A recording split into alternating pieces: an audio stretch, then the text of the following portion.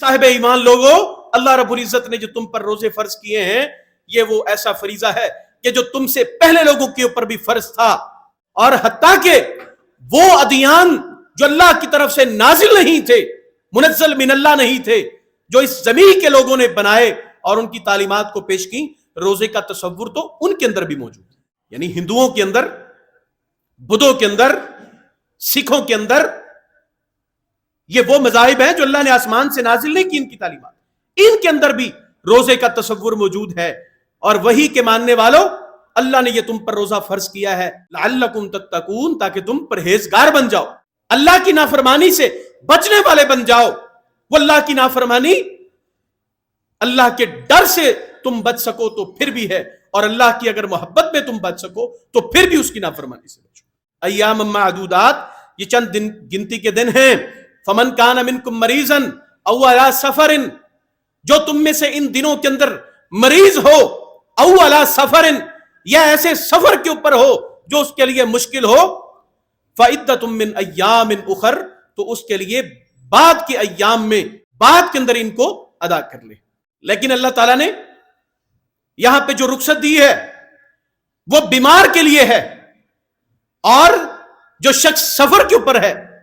ہمارے ہاں تو سفر اب اتنی آسانیوں کو پہنچا کہ اگر ہم سینکڑوں ہزاروں کلومیٹر ایک دن ایک ملک سے کسی دوسرے ملک بھی 6-4 گھنٹے کی فلائٹ سے بھی اگر پہنچنا چاہیں تو اللہ کی قسم وہ اتنے کمفرٹیبل اور آرام دہ ہوتے ہیں کہ وہ سفر نہیں محسوس ہوتا. لیکن اگر آسانی ہو جائے، شریعت کا حکم پھر بھی موجود ہے، آپ اگر اس سے فائدہ اٹھانا چاہتے ہیں تو آپ کو اللہ تعالیٰ نے اجازت دی ہے. اگر آپ یہاں سے جنوبی پنجاب کی طرف سفر کریں، 5 گھنٹے میں ہم جنوبی پنجاب پہنچ جاتے ہیں، ملتان، مظفر گڑھ پہنچ جاتے ہیں. لیکن سفر اتنا آرام دہ ہوتا ہے. اگر آپ روزہ رکھ سکتے ہیں، یہ عزیمت ہے، آپ رکھ لیں، اور اگر نہیں رکھنا چاہتے تو اللہ کا حکم، شریعت اللہ کا حکم موجود ہے، آپ کو رخصت ہے، آپ اس کو بعد کے دنوں میں اس روزے کو ادا کریں. وَعَلَى الَّذِينَ يُطِيقُونَهُ فِدْيَةٌ طَعَامُ مسکین، اور وہ لوگ کہ جن کے اندر طاقت ہے فدیہ ادا کرنے کی، وہ ایک مسکین کو کھانا کھلاتے ہیں. یعنی دن بھر کا کھانا، روزہ رکھنے کا بھی اور افطار کرنے کا بھی. وہ شخص کے جو روزے کی طاقت ہی نہیں رکھتا ہے، سیدنا عبداللہ ابن عباس رضی اللہ تعالیٰ عنہ اور امام بخاری رحمۃ اللہ علیہ کتاب التفسیر میں اس آیت کے اندر سیدہ عائشہ رضی اللہ تعالیٰ عنہ سے حدیث لے کے آئے کہ اس سے مراد وہ شخص ہے کہ جو روزہ رکھنے کی طاقت ہی نہیں رکھتا ہے. نہ اس سے بیمار مراد ہے اور نہ اس سے مسافر مراد ہے. یعنی وہ بیمار کہ جو عارضی طور پہ کسی کو بخار آ جاتا ہے، کسی کو جو ہے وہ کوئی ایسی مرض، ایسی بیماری آ جاتی ہے جو وقتی ہے، دن 2-4 دن کے لیے ہے اور وہ چلی جائے گی، اتنا دن وہ اس کو ڈیلے کر لے، بعد میں اس کی ادائیگی کرے گا. لیکن وہ شخص بالکل عاجز ہے روزہ رکھنے سے. ہمارے ہاں عام طور پہ جو ڈائبٹک پیشنٹ ہوتے ہیں، یا ہارٹ پیشنٹ، کارڈک پیشنٹ ہوتے ہیں، دل کے مریض یا شوگر کے مریض، یعنی مستقل امراض، یا بعض لوگوں کو کھانسی کے امراض، استھمے کے امراض ایسے ہوتے ہیں کہ ان کا گزارا نہیں ہوتا، وہ ہر 2 گھنٹے 4 گھنٹے بعد ان کو کوئی ڈوز لگنی ہوتی ہے. تو ایسا شخص کہ جو بالکل نحیف، کمزور اور بالکل جو ہے وہ روزہ رکھنے سے قاصر ہے، اسے اللہ تعالیٰ نے رخصت دی ہے کہ وہ اپنی طرف سے فدیہ ادا کر دے. فدیہ طعام مسکین، ایک مسکین کو کھانا کھلانا، ضرورت مند کو کھانا کھلانا.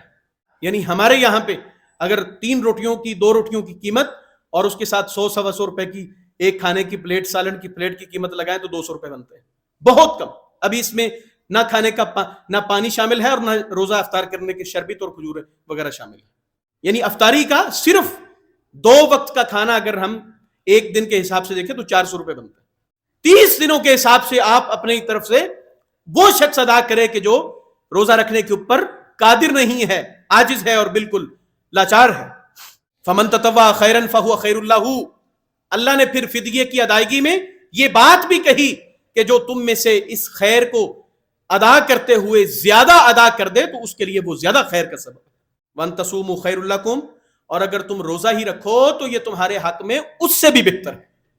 اللہ نے کہا خیر لکم، خیر کا مطلب یہ ہے کہ فدیہ ادا کرنے سے تمہارا فریضہ تو ساقط ہو چکا، فرض تم سے چلا گیا، لیکن اگر تم روزہ رکھ سکتے ہو.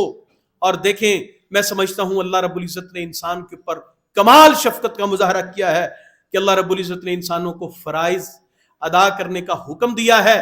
فرض کو ادا کر سکنے کی قوت اور کیپیسٹی ہے، اس کا فیصلہ بھی آپ کے اوپر چھوڑ دیا. آپ نے نماز ادا کرنی ہے، نماز کے لیے قیام شرط ہے، کھڑے ہو کے نماز ادا کریں.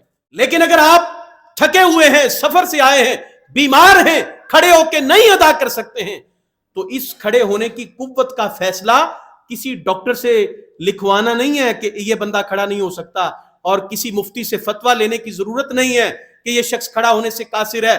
آپ کی اس سوچ اور فکر اور دیانت کے اوپر چھوڑا ہے کہ جو شخص جتنا فرض ادا کر سکتا ہے اتنا کر لے، جو نہیں کر سکتا اس کو بعد میں ادا کرے.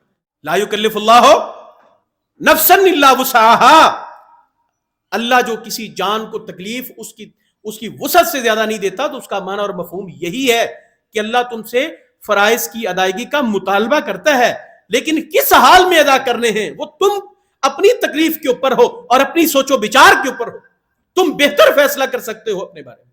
اس لیے کہ نبی کریم صلی اللہ علیہ وسلم نے فرمایا کہ جس شخص نے اللہ کے لیے روزہ رکھا، انسان کے تمام اعمال، کل عمل بنی آدم یضاعف الحسنۃ بعشر امثالها، انسان کے بنی آدم کے اعمال اللہ رب العزت اس کو عام طور پہ جو نیکی دیتا ہے، ایک عمل کرنے کی وجہ سے 10 تک نیکیاں عطا کرتا ہے. الا الصوم فانه لی وانا اجزی بہ. اور روزہ تو میرے لیے ہے، اللہ فرشتوں سے کہتے ہیں اس کے نامہ اعمال میں اجر لکھنے کی ضرورت نہیں، صرف روزے کا نام لکھ دو، کس نے یہ روزہ رکھا، میری ذات کے لیے رکھا، میرے تقرب کے لیے، قربت کے لیے، اللہ کے چہرے کی دیدار اور زیارت کے لیے رکھا، اس کی رضا اور خوشنودی حاصل کرنے کے لیے رکھا.